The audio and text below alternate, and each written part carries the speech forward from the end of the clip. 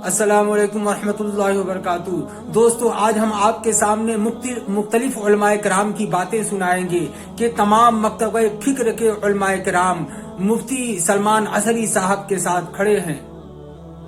लेकिन आज के इस वीडियो में एक सूफी मुनाफिक कहे जाने वाले शख्स की बात भी सुनाएंगे।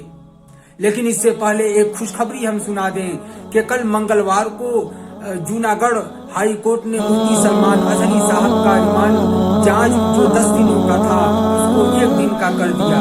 तो इंशाअल्लाह ये खुशखबरी की बात है कि मुफ्ती सलमान अजहरी साहब को जल्द से जल्द रिहा किया जाएगा और रिहाई की इंशाअल्लाह हम सब दुआ कर रहे हैं। दोस्तों, ऐसे माहौल में हम तमाम मुसलमानों को एक और नेक बनकर रहने की जरूरत है।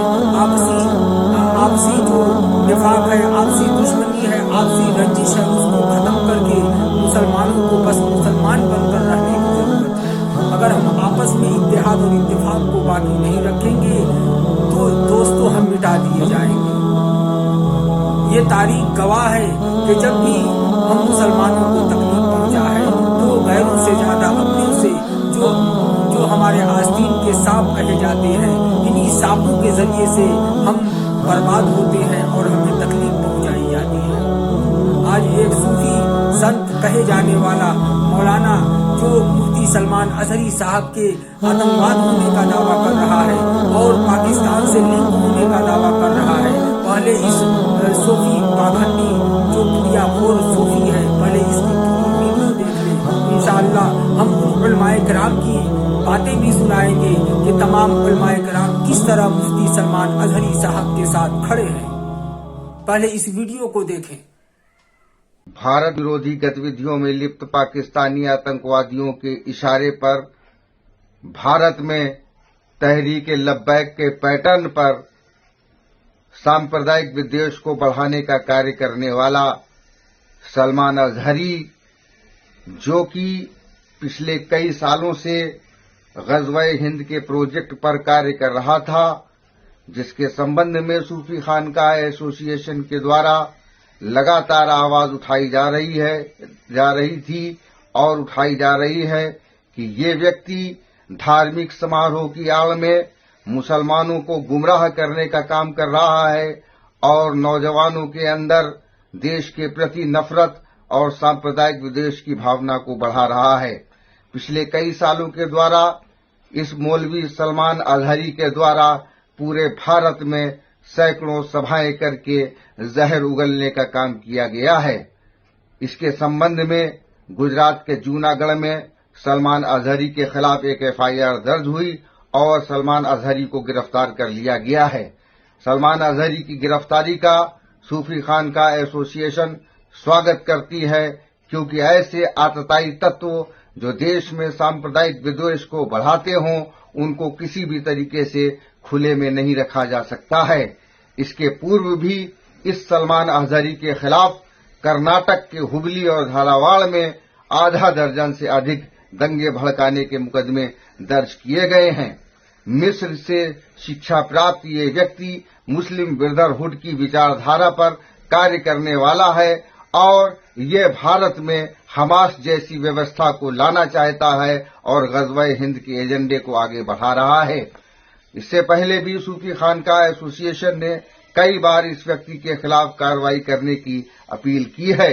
हमने आज पुनः एक पत्र केंद्रीय गृह मंत्री को और गुजरात प्रदेश के मुख्यमंत्री और डीजीपी को लिखा है। हम मांग करते हैं कि सलमान अजहरी को यूएपीए में निरुद्ध किया जाए और इसके पाकिस्तानी कनेक्शनों की जांच की जाए और साथ ही इसके जो अन्य सहयोगी जो भारत में हैं, जो पाकिस्तानी आतंकवादियों के समर्थक हैं और जो किस प्रकार से इस पूरे देश का माहौल खराब करना चाहते हैं, इन सारी चीजों की जांच कराई जाए और इस व्यक्ति को कठोरतम दंड दिया जाए, ताकि ऐसे देश तोड़ने वाले तत्व अपनी हदों में रहें। और साथ ही सरकार को यह भी संज्ञान में लेना चाहिए कि जिस प्रकार एक अपराधी के समर्थन में पूरे देश में लोग सड़कों पर उतर रहे हैं, तो इसके पूर्व भी हम लोगों ने अवगत कराया था कि ये लगातार लोगों में विषगमन करके अपना आधार बना रहा है। अभी भी समय है इस पर और इसके समर्थकों के खिलाफ सख्त से सख्त कार्रवाई की जाए। धन्यवाद। जी दोस्तों, आपने इस सूफी मौलाना की बात सुनी, जो पुरियाखोर सूफी मौलाना जो जांच की बात कर रहा है। अगर इसकी खुद जांच कर ली जाए तो किसी आरएसएस की विंग मुस्लिम राष्ट्रीय मंच का कोई सदस्य निकलेगा। दोस्तों, ऐसे माहौल में जिसमें मुसलमानों के गम और गुस्से का माहौल है और तमाम मुसलमान एक दूसरे को मोहब्बत का पैगाम दे रहे हैं, इत्तेहाद और इत्तेफाक को बाकी रखने का पैगाम दे रहे हैं, आपसी तफरकाबाजी और आपसी फिरके को खत्म करने की बातें कर रहे हैं, ऐसे में ऐसे मुनाफिक मुसलमान भी हैं जो हम मुसलमानों के आस्तीन के सांप हैं। दोस्तों, मैं इससे पिछले वीडियो में भी ये बात कहा था कि जिस कौम में इत्तेहाद और इत्तेफाक नहीं होता, जिस कौम के अंदर निफाक होता है और एक दूसरे से बुग़्ज़ और अदावत होती है, तो वो कौम ये दुनिया की हस्ती से मिटा दी जाती है। तो दोस्तों, हमारे उलमाए कराम, हमारे हक उलमाए कराम और तमाम हमारे इस देश के, इस मुल्क के तमाम मुसलमान मुफ्ती सलमान अजहरी साहब के साथ खड़े हैं। आप इन उलमाए कराम की बात भी सुन लें। मुल्क से मोहब्बत करते हैं, मगर अगर हमारे उलमा के साथ ये ज्यादती होगी तो बर्दाश्त नहीं की जाएगी। कहा, और जो तुम कहते रहते हो, ये तुम्हारे जो लोग कहते रहते हैं, सुबह शाम जो बयानबाजी करते रहते हैं, उसमें दिल्ली में ये कहा था कि गोली मारो सालों को, उसके साथ तुमने क्या किया, उसके साथ क्या किया। ये जो और बकते रहते हैं, इन्हें समझाओ, इन्हें लगाम दो, इन्हें समझाओ, उन्हें बनना, इन्हें यह भी बता देना कि तुम ऐसा बोलना नहीं जानते जैसा अल्हम्दुलिल्लाह हम बोलना जानते हैं। लब्बैक या रसूल अल्लाह, लब्बैक या रसूल अल्लाह। मुत्तहिद हो तो बदल डालो निज़ामे बातिल, मुत्तहिद हो तो बदल डालो निज़ामे बातिल, मुंतशिर हो तो मरो, शोर मचाते क्यों हो। इत्तेहाद उम्मत आज इस वक्त सबसे बड़ा मसला है। क्यों नहीं हमारे बड़े उलमा, तमाम मकातिब फिक्र के लोग मिलकर सर जोड़कर इसके हवाले से बात करते हैं कि आज सियासी तौर पर हमारा इत्तेहाद कितना जरूरी है। इत्तेहाद उम्मत और इंज़िमाम उम्मत, इन दोनों चीजों को अलहदा किया जाए। देवबंदी मकतबे फिक्र के हैं, अपने अकीदे के मुताबिक वो रहें, बरेलवी मकतबे फिक्र के हैं, अपने अकीदे के मुताबिक रहें, लेकिन इत्तेहाद उम्मत बनामे सियासत एक प्लेटफॉर्म पर अगर हम नहीं खड़े होंगे तो याद रख लीजिए, ये तो शुरुआत है। ऐसे न जाने कितने लोगों के साथ इस तरह का बर्ताव किया जाएगा। हम सलाम पेश करते हैं उन उलमा, उन मशाइख, उन अकाबिरीन को जिन्होंने खुलकर मुफ्ती सलमान अजहरी साहब का सपोर्ट किया है। अभी देखिए, एक प्रोग्राम में सैयद शबागत हुसैन साहब क़िबला ने खुलकर मुफ्ती सलमान अजहरी साहब का सपोर्ट किया। मकतबे फिक्र का आलिम दीन, कल शायद गुजरात में उनका प्रोग्राम था, ट्विटर पे देखा, मुफ्ती सलमान नाम करके है, उनको एटीएस वालों ने पकड़ लिया कि आपने अपने अशार के अंदर, आपने अपने जुमले के अंदर में कुत्तों से ताबीर किया, किसी का कुत्तों से शायद उनका नाम लिया गया है। तो उनको एटीएस वालों ने पकड़ लिया कि आप भड़का रहे हैं, आपने किसका अपमान किया है। सवाल जवाब हो रहा है। टोपी और दाढ़ी वाला था, मौलाना था, सलमान नाम था, शेरवानी थी, तो आपने पकड़कर फौरन अंदर कर दिया। वहीं पर राजा सिंह तो बहुत भूखता है, वो तो कुत्ते ही की तरह भूखता है, उसको नहीं पकड़ा जाता। उत्तर प्रदेश के अंदर में कई सारे ऐसे लीडर हैं जो हिंदू मुस्लिम को लड़ाने के लिए बातें करते हैं। सोशल मीडिया में सैकड़ों वीडियोस मौजूद हैं, आप देखेंगे तो आपको पता चलेगा कि भी अनाप शनाप माइनॉरिटीज के खिलाफ गाली बकते हैं। किसी को एटीएस वालों ने पकड़कर अंदर नहीं किया। हम लड़ते रहे आपस में, अरे नहीं नहीं, सलमान अजहरी साहब तो देवबंदी मकतबे फिक्र का था, मानता हूं देवबंदी ये बरेलवी मकतबे फिक्र का था, मानता हूं कि बरेलवी, देवबंदी, अहले हदीस मकतबे फिक्र अलग अलग हैं, लेकिन आपको टारगेट सिर्फ इसलिए किया जाता है, you are Muslim, you have topi and dadhi, you have pagdi. उसको इस बुनियाद पर अरेस्ट नहीं किया है कि तुम बरेलवी हो। मौलाना मुफ्ती अब्दुल समी को इसलिए नहीं पकड़ा गया था कि तुम देवबंदी हो। मौलाना कलीमुद्दीन सिद्दीकी को इसलिए नहीं पकड़ा गया था कि भाई आप नदवी हैं, आप देवबंदी हैं।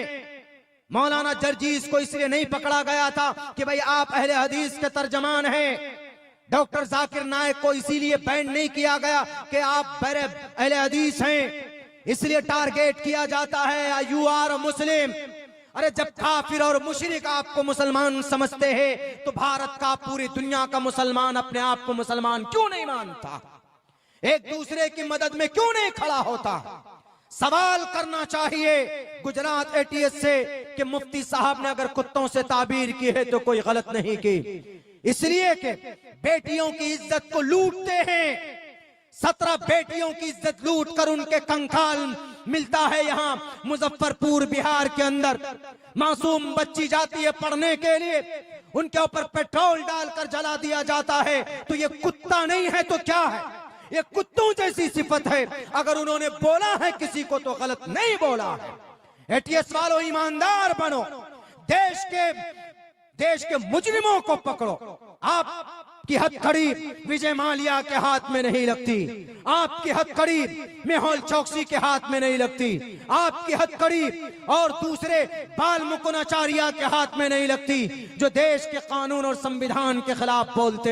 एक मौलाना, एक टोपी और दाढ़ी वाला जो सुन्नत रसूलुल्लाह का गुलाम है, जो आशिक रसूल है, जो अमन की बात करता है, जो सुकून की बात करता है, उनका मतलब यही था कि आज जुल्म का बाजार गर्म है।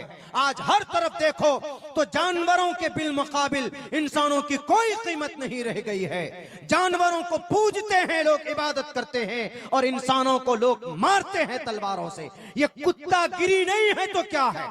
इस हैसियत से अगर उन्होंने बोला है तो ये गलत नहीं है। दुनिया के किसी भी विद्वान से पूछ लीजिए जाकर के आप। लेकिन मेरे भाइयों मुसलमानों, इबरत का मकाम तो हम लोगों के लिए कि ये सब कुछ हो रहा है, अल्लाह की मदद नहीं आ रही है। तो अल्लाह की मदद वहीं रुकी हुई है कि मुसलमान बटा हुआ है और मुसलमान बुरे रास्ते पर चल रहा है। ना नमाज